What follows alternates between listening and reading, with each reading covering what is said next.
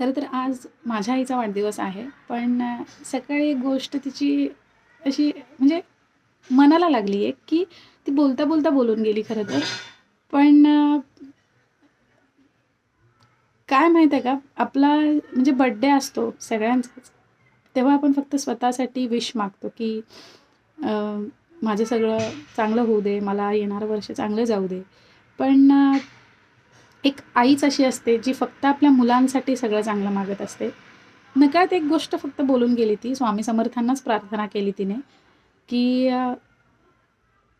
म्हणजे तिचा मला हे एकच गोष्ट फक्त अशी म्हणायला लागली, की आपण किती स्वार्थी असतो ना, म्हणजे आईचं प्रेम जे असतं ते निस्वार्थ असतं. म्हणजे कुठलाच त्यामागे स्वार्थ दडलेला नसतो, काहीच नाही. फक्त मुलांचं सुख, आनंद बस इतकंच आईपुरतं असतं आणि आईला तेच जास्त महत्त्वाचं वाटतं तिच्या आयुष्यात.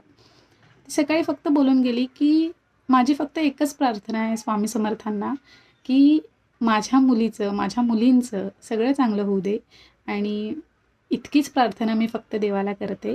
आणि ती इतकी गोष्ट मनाला लागली ना, की असं वाटलं, की जेव्हा समजा आपल्यासोबत असेल नसेल हा भाग तर वेगळाच, पण पाणी आलं डोळ्यात. म्हणजे आपण किती स्वार्थी असतो, की स्वतःसाठी सगळं चांगलं मागतो. आपल्या बर्थडेला असेल किंवा इतर दिवशीसुद्धा. पण आईचा वाढदिवस असून सुद्धा तिने स्वतःला काही न मागता तिने फक्त तिच्या लेकरांसाठी मागितलं आणि आजचा दिवस माझा खरंच खूप चांगला गेला, जरी तिचा वाढदिवस असला तरी.